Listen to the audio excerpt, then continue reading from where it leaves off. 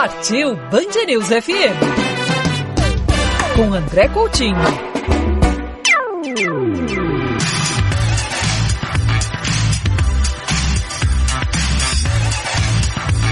E agora nós vamos falar no programa de hoje sobre um assunto que vai, eu tenho certeza, eu vou chutar um número aqui, interessar a 95% dos nossos ouvintes. Como eu faço para tirar a minha cidadania portuguesa? Será que eu tenho direito? Quais os documentos que eu devo reunir? Quais os passos? Eu tenho a cidadania e agora? O que eu faço? Para responder a tudo isso, eu vou conversar com o Rodrigo Lopes e com a Mariana Oliveira. O Rodrigo Lopes é advogado, CEO da DNA Cidadania. Rodrigo, Mariana, como é que estão as coisas? Tudo bem? Olá, prazer é nosso, André. Falar sobre cidadania é a nossa praia. Muito obrigada pelo convite. Eu que agradeço pelo tempo de vocês, começando perguntando o básico. Então vamos lá, pergunta mais simples, básica e geral possível. Quem tem direito à cidadania portuguesa? Qual brasileiro tem direito à cidadania portuguesa? Basicamente, os descendentes de portugueses, né? Filhos, netos, bisnetos, trinetos. Logicamente, tem outras formas de adquirir a cidadania portuguesa também, como cônjuges de portugueses, casados civilmente, ou que vivem em união estável. Tem filhos, os pais de filhos nascidos em Portugal também, tem várias categorias aí, mas principalmente os descendentes. Quem nasceu em Portugal também, mas que os pais viviam aqui há 1 ano ou mais. Temos vários clientes assim, inclusive. Quem mora em Portugal há 5 anos ou mais, de forma legal. Esses são os residentes, é a nacionalidade portuguesa por tempo de residência, tá? Então vamos lá, eu vou, como sempre eu faço aqui no Partiu Band News, que eu tenho algum tipo de identificação, algum tipo de dúvida, vou dar o meu exemplo. Então, o avô da minha mãe é que é português. E a minha mãe está terminando um processo para adquirir a cidadania dela. Eu soube, e aí eu estou conversando com 2 especialistas, que eu não poderia, como é o meu bisavô, entrar diretamente com o meu pedido de cidadania. Então eu estou esperando terminar a cidadania da minha mãe, já está num processo bem avançado, como eu disse, ela reuniu todos os documentos, para depois eu, como filho de uma futura portuguesa, de uma portuguesa, eu entrar com o meu processo. Então é isso, o maior grau, digamos assim, não sei exatamente o termo técnico, Rodrigo, me corrija, por favor, que a pessoa pode solicitar a cidadania é o avô, é isso? O avó? Na verdade, André, a lei portuguesa ela restringe em uma geração de descendente falecida, ou seja, pode apenas pular uma geração, não 2. Então, como no seu caso é seu bisavô, se a sua mãe, por exemplo, estivesse falecida hoje, você não teria direito. Como ela é viva, então é uma pergunta que nós fazemos bastante. Quem é vivo? A partir do português, quem é vivo? O neto é vivo. Temos netos, por exemplo, com idade de 90 anos hoje em dia, que são netos de portugueses. A partir do momento que essa senhora se tornar portuguesa, toda a geração depois dela, os filhos e netos, bisnetos dela, passam a ter direito também. Mas é fundamental que este neto adquira a nacionalidade portuguesa pela linha, artigo 1, a linha D, de netos de portugueses. É que assim, para conseguir a nacionalidade tem que ser filho ou neto. O bisneto só vai adquirir a nacionalidade se ele se tornar filho ou neto de português. O trineto só vai conseguir a nacionalidade se ele se tornar filho ou neto de português. Então a gente só consegue pular uma geração, como o Rodrigo falou, e filhos e netos. Os descendentes são os filhos e os netos que têm direito de uma forma direta. Mas aí tem uma questão importante que muita gente me pergunta. A pessoa, por exemplo, ela é neta de português. O filho do português ainda é vivo, mas não tem interesse, por exemplo, na nacionalidade. Pode pular essa pessoa, mesmo ela estando viva? Sim, é possível fazer o processo de neto com ela, não tendo essa vontade de adquirir, né? Então pode pular apenas uma geração, estando viva ou não, tá? Isso é muito interessante. Então a minha mãe, sendo portuguesa, querendo a cidadania dela de portuguesa, eu não tenho filhos, mas a minha irmã tem 2 filhos. Então se por acaso a minha irmã não quiser, minha irmã já é italiana, ela fala assim, não quero, pra que eu vou ser portuguesa também?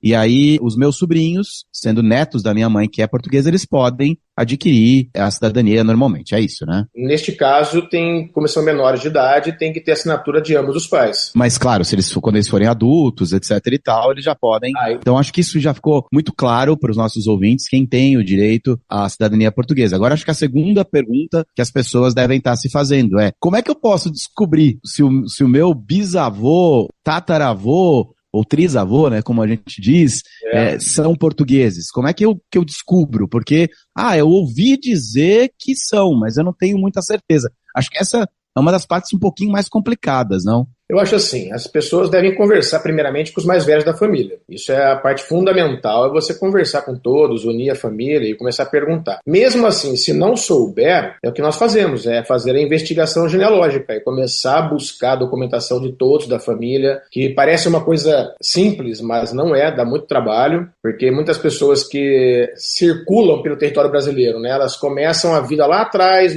em algum estado, e vai mudando de estado, vai migrando dentro do país. Por exemplo, tem assentos de nascimento que eu encontro em São Paulo, em Santos, só que a pessoa nasceu em Pernambuco, só que não foi registrada em Pernambuco. Aí você busca em Pernambuco e não encontra. Você só vai encontrar em Santos. Então você precisa percorrer o caminho que a família percorreu ao longo dos anos. Isso é muito interessante, né? De novo, trazendo aqui para o meu exemplo do processo de cidadania italiana, eu fui buscar a documentação, a certidão da chegada, né, que é da minha bisavó italiana, e aí eu descobri, meus parentes falaram, ela veio para São Paulo. Não, ela sempre morou em São Paulo. Eu falei, nossa, mas São Paulo tem milhares de cartórios, eu tô perdido, como é que eu vou fazer isso? Só que em 1900 e não sei quanto, quando a minha avó chegou, só tinham 2 cartórios. Um deles, o da Bela Vista, que é um dos mais antigos, e que minha família toda é do Bexiga da Bela Vista. Então, pra mim, foi muito simples. O que parece um monstro, se você parar, respirar, né, Rodrigo e Mariana, fica simples. E é por isso que é legal você conversar e contratar um serviço de um escritório como o da DNA Cidadania, né? Não tenha dúvida. E nós vamos fazer as perguntas certas no momento certo. Com o tempo, a gente acaba entendendo como funciona a migração dentro do território. Então, nós temos, por exemplo, acho que mais ou menos 80% de cadastrado todos os cartórios dentro do nosso próprio sistema. Então, por exemplo, quando não sabe, nós buscamos em vários cartórios ao mesmo tempo. Isso traz agilidade. Isso é muito importante. Na prática, é muito importante. Isso é uma ferramenta que vocês têm que já faz essa busca em, 80% é coisa pra caramba, né? Porque foi um trabalho feito, né? Na verdade, a gente construiu um sistema nosso para nos ajudar no dia a dia. E isso transformou nosso escritório que a gente monta a árvore genealógica, nós buscamos certidão em vários cartórios ao mesmo tempo. Então a gente tem uma ferramenta que agiliza o nosso trabalho interno, isso é fundamental. Qual o momento que a pessoa que está nos ouvindo deve procurar por um escritório especializado no processo de obtenção da nacionalidade de Portugal? Qual o momento? Ela conversou com os familiares, ouviu dizer talvez não seja um bom momento? Ela tem certeza de que tem um parente português? Tem algum momento que seja o ideal para procurar por um escritório? No momento que ela percebeu que pode ser possível. Eu acho que a possibilidade é o primeiro passo. É possível? É. Está confusa? Tem que buscar alguém para levar a informação correta, porque a pessoa começa naturalmente a buscar informação na internet, começa a buscar N sites, N informações, muitas vezes equivocadas, e então precisa buscar neste momento, porque a confusão vem. Eu costumo dizer que a confusão é o primeiro degrau do conhecimento. Obviamente, você acabou de conhecer aquilo, está confusa. Não tem tempo, tem que procurar alguém para ajudar. E saber o caminho exato, né? Porque às vezes tem cliente que fala assim, como é que eu sei que meu avô, que meu bisavô é português? Eu costumo brincar que eu acho que a verdade será revelada nas certidões. Então, a gente tem que ir atrás das certidões. Mas quais certidões? As certidões certas, senão você vai também gastar um dinheirão para buscar um monte de certidão que não é isso que a gente precisa. Então, por exemplo, na prática, as pessoas buscam a certidão no cartório, o cartório emite uma breve relato, que é a última informação. Até a averbação, por último, ela entra nessa certidão. Só que não serve, tem que ser inteiro teor digitada ou inteiro teor reprográfica, que é a cópia do livro de registro. Ali vem todas as informações que você precisa para tentar encontrar o seu português, o seu italiano, né? Então é importante que você já comece buscando a certidão correta para que aquela certidão possa ser usada no processo. Mariana falou de gastar um dinheirão à toa, né? Próxima pergunta obrigatória que os ouvintes querem que eu faça, né? Quanto é que eu vou gastar num processo para tentar chegar à minha nacionalidade portuguesa? Esse assunto é bem interessante, inclusive é um case aqui no escritório. De onde a pessoa é? Por exemplo, se é de São Paulo, vamos fazer uma média mais ou menos de R$100 por certidão. Aí você vai multiplicar o número de certidões, dependendo do caso, enfim. Às vezes tem reprográfica que está ilegível, você tem que juntar uma digitada, ou seja, são 2 certidões. Se você vai emitir em Belém do Pará, são R$400 por certidão. Você acredita nisso? Caramba. É o estado mais caro do Brasil. 4 vezes mais. 4 vezes mais São Paulo. A apostila diária, apostilamento, mais ou menos uns 130 em São Paulo, e Brasília você vai para R$60. Então a diferença é metade do preço. Então a pessoa precisa saber o que está fazendo para não fazer errado ou mal feito. Outra coisa, retificação. Emite uma certidão. Depois de retificar, tem que emitir nova certidão. Vai acabar gastando 2 vezes no caso da retificação. Eu sei que vai variar de acordo com a cidade, o estado, o processo, mas dá uma média para o nosso ouvinte, assim, quanto mais ou menos ele vai gastar. Então, mas por exemplo, a sua mãe é um processo de neto. Você, quando você for fazer a sua nacionalidade, é um processo de filho. Então, o número de documentos é completamente diferente. Mais ou menos, um filho vai ser o quê? Uns menos de R$500 em relação à documentação. Já a sua mãe vai ser mais ou menos uns R$1.300 em relação à documentação. Isso sem retificação, tá? Só de documentação, né? Fora o trabalho que vocês fazem, etc e tal. Sim, isso em relação à documentação, mas normalmente a gente faz essa média com as certidões do estado de São Paulo com apostilamento em Brasília, que é mais barato. Então, a gente já calcula, né, quando a gente manda para a família, né, os custos totais, a gente já calcula a certidão do estado de São Paulo com apostilamento mais barato. Partiu Band News FM. Com André Coutinho.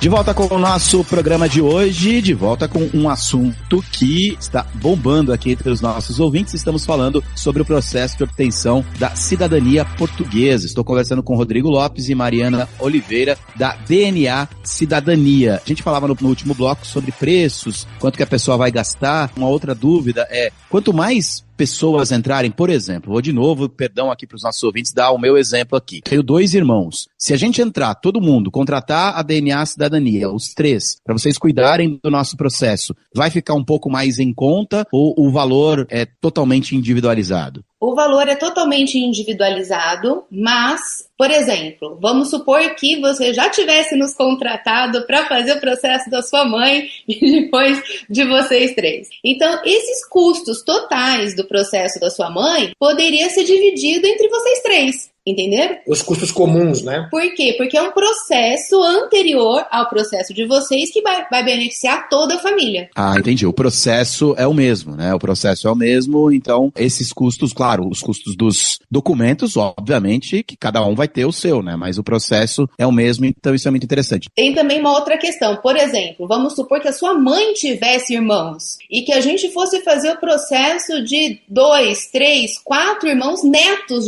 do português. Essa documentação em comum a esses irmãos, a gente já fez processo com 6 irmãos, então essa documentação completa, em comum a todos os processos, a gente aproveita e pede somente uma emissão, uma apostila, e aproveita para todos os processos. Próxima pergunta que os ouvintes já devem estar fazendo. Qual o tempo? Quanto tempo eu vou demorar? Eu já imagino que seja muito relativo, óbvio, né? A pessoa precisa pegar o documento, mas média, quanto tempo? Essa resposta é para mim, né? Porque eu ouço muito isso dos meus clientes. O tempo, eu costumo dizer assim, o tempo vai passar, você fazendo ou não. Então a pessoa que resolve dar entrada no pedido. Tem gente que tem muita pressa, aliás, vivemos numa época que todos têm pressa, mas tem muita gente que não tem e que esquece. O tempo passa, o processo sai, é concedido e a pessoa nem estressou. Agora tem gente que fica consultando diariamente o site do IRN para descobrir lá em que fase que está. As famosas bolinhas verdes do IRN. São 7 fases. E tem muito processo que está há mais de ano, na primeira fase ainda, supostamente parece que está parado e que não andou. Mas eu costumo dizer o seguinte, às vezes passa alguns meses e vai direto para a decisão final. Então ela pula 3, 4 bolinhas de uma vez só. Então as pessoas não precisam ficar desesperadas porque não anda.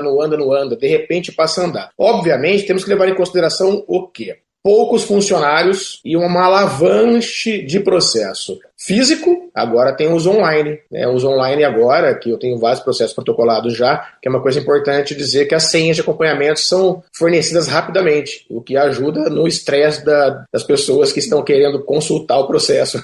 Das famílias. Mas, de modo geral, um processo de neto, por exemplo, 2 anos ou mais. Um processo de filho, mais ou menos de 6 a 10 meses. Um cônjuge, mais ou menos uns 2 anos também. Uma transcrição de casamento é mais rapidinho, cerca de 1 mês, mais ou menos, ou até menos. Então, assim, a tendência dos processos, infelizmente, é aumentar o tempo. Porque a gente lembra, né? Quando um processo de filho demorava uns 10 dias, 1 mês. É verdade, já tive essas fases. Eu já consegui processo de nacionalidade em 2 dias por uma cliente que estava em Dublin precisando da cidadania portuguesa dela para trabalhar. Então tem os processos de pedido de urgência. E muita gente quer entrar com pedido de urgência, mas nem sempre encaixa, porque o prejuízo tem que ser da própria pessoa, do requerente. E às vezes você está com um processo de neto, por exemplo, vou dar o exemplo da sua mãe, a sua urgência, mas deve ser a urgência dela. O prejuízo é a urgência dela, não a sua. Então as pessoas confundem, né? Querem que seja rápido e acaba demorando um pouco mais de 2 anos um processo de neto, por exemplo, mas assim, o mais importante é fazer bem feito e não cair em exigência, não ser notificado por uma falta de documento, porque aí vai demorar mais ainda, vai trocar de fila, ou seja, o negócio é fazer bem feito. E como tudo, né, na vida que a gente aprende, né, se você vê por aí algum escritório, alguém dizendo, aqui você vai conseguir em 15 dias, em 3 meses, né, desconfia. Totalmente. A gente está conversando com pessoas sérias que estão jogando o jogo limpo aqui pra gente, né? Vocês podiam ter aqui aproveitar a audiência gigantesca da Band News FM e contar um monte de mentira, mas tem, claro, uma credibilidade por trás de tudo isso. Então, é muito legal conversar com pessoas que estão falando a verdade. E isso é muito bacana. Próxima pergunta, eu acho que a gente já pode ir um passo além, né? Claro, gente, imagino que tem muita gente que ainda tenha dúvidas, mas então vocês têm que contratar um escritório especializado. A gente só está dando aqui os primeiros passos, né? Eu acho que a próxima pergunta é, eu sou brasileiro, eu sei que eu tenho o direito a tirar a cidadania, mas para que eu vou querer uma cidadania portuguesa? Por que eu vou querer uma nacionalidade de Portugal? Para que eu vou querer um passaporte de Portugal? Tem muitas vantagens, né? Eu costumo brincar que não tem contraindicação. Não tem um motivo. Não opa, peraí, você tem um passaporte português? Não, exatamente isso, né? Só tem vantagem, né? Se a pessoa quiser trabalhar, se tiver alguma oportunidade de emprego em qualquer país da zona do euro, com passaporte europeu, ela pode. Uma pessoa não vai precisar mais tirar o visto para os Estados Unidos, que está com uma fila de mais de 600 dias. Vocês moram em Braga, né? Vocês estavam me contando, moram em Portugal já há mais de 8 anos. Como é que tá viver em Portugal nesses últimos dias? Conta um pouquinho da história de vocês. Interessante que Braga agora é conhecido também como Bragazil, né? De tanto brasileiros que estão morando em Braga. Temos muitos amigos portugueses, mas temos muitos amigos brasileiros aqui. Foi em 2015, quando eu vim para cá. Eu vim antes da Mariana, dos filhos, né? Justamente para poder me estabelecer. E é uma coisa importante para as pessoas ouvirem também que quem vem para Portugal tem que ter um planejamento mínimo, tem que ter não só planejamento financeiro, profissional, já procurar trabalho, enfim. E comecei em 2015, me tornei advogado em Portugal, comecei já a fazer o nosso trabalho, eu já estudo a nacionalidade portuguesa e italiana já há muito tempo. Então comecei fazendo para amigos, conhecidos, e uma coisa, eu sou suspeito porque eu gosto tanto disso, que para mim é importante eu garantir esse direito, não só para mim, mas para meus filhos, meus netos que eu nem tenho ainda. Então, é para gerações que vêm para esse mundo, né? Então, a nacionalidade portuguesa, ela é para toda a família. Os benefícios, vantagens, você quer perguntar sobre isso, pergunta para quem mora em Portugal e não tem. Ela vai saber a diferença entre não ter e ter. Isso é muito difícil para quem mora em Portugal e não tem. O preço das coisas, por exemplo, estudar em Portugal ou na Europa, o preço de uma faculdade, você vai pagar preço estrangeiro ou preço cidadão. A diferença é mais ou menos 1/5. É muita coisa. Você estava me contando numa história que seu filho joga futebol, né? Da diferença de brasileiros que têm a cidadania portuguesa e brasileiros que não têm a cidadania portuguesa, né, Rodrigo? Isso é muito importante falar, porque o futebol acaba sendo um sonho para os meninos, né, para as meninas, e vem para Portugal para jogar bola, entra num clube para jogar bola e não tem a cidadania portuguesa, acaba não conseguindo jogar federado, os campeonatos federados. A pessoa fica com autorização de residência, pede para o CEF a autorização de residência, e enquanto não é emitido um documento, essa criança não pode jogar. Mesmo depois da autorização de residência, demora ainda um tempo para que a FIFA libere. Então tem uma burocracia enorme. Para quem é cidadão, não existe isso. É um problema legal, né? Um problema legal. Então são muitas as portas e o que o Rodrigo acabou de falar é muito importante, né? Às vezes, para você, está muito bem empregado, ama o Brasil, adora o Brasil, pra você talvez agora a cidadania portuguesa não vá fazer a menor diferença, mas você não sabe se para os seus filhos, se para os seus netos, isso vai fazer a diferença. Isso é muito importante. Rodrigo Lopes, Mariana Oliveira, da DNA Cidadania. Antes de eu me despedir de vocês, já agradecendo aqui pelas explicações, como é que as pessoas encontram vocês? pessoas podem começar pelo Google, né, digitando DNA Cidadania no Google, pode também no Instagram, DNA Cidadania Portuguesa. Estamos ali com muito conteúdo, né, muitos posts ajudando as pessoas nas dúvidas, né, isso aí é muito importante. Também temos o nosso canal no YouTube, também DNA Cidadania. Já está com quase 20 mil seguidores no YouTube já, tem muito conteúdo bom ali. Então, são várias maneiras de encontrar o Rodrigo e a Mariana, o pessoal da DNA Cidadania. Bom, eu já falei várias vezes por aqui, inclusive alguns dias atrás, quando estive no Portugal 360, que eu tenho um carinho muito especial pelo país e em especial pelo norte de Portugal, né? Minha família é do norte de Portugal. Eu tenho um grande amigo, o meu xará André Seabra, que mora no Porto também, que escuta o programa. Um beijo pra você, pra toda a sua família. Então, quando eu estiver aí no norte de Portugal, vou fazer questão de pagar um fino pra vocês, viu? Fino, um chopp, será um prazer, André. De Lisboa pra baixo eles chamam de Imperial. Mas no norte de Portugal é fino, é um fininho, exatamente. que é um chopp. De pressão, exatamente. Rodrigo, Mariana, foi um grande prazer, viu? Grande abraço pra vocês. Obrigado, viu? Muito obrigado, o prazer é nosso. E por hoje é só. Lembrando sempre que existem muitas formas de acompanhar o Partiu Band News. Quer ouvir esse e outros programas quando e onde quiser? Basta procurar pelo Partiu Band News nos principais tocadores de podcast. Sabia que também estamos na TV todos os dias ao longo da programação do Band News TV.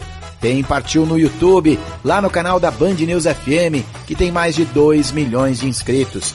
E se tiver curiosidade para olhar os bastidores das nossas gravações, saber onde eu estou neste exato momento, basta me seguir no Instagram, Cadê o Coutinho? Vai ser um prazer te encontrar no meu Insta, Cadê o Coutinho? O programa de hoje teve a sonorização final do mestre José Antônio de Araújo Filho. E na semana que vem tem mais. Tchau e até a próxima.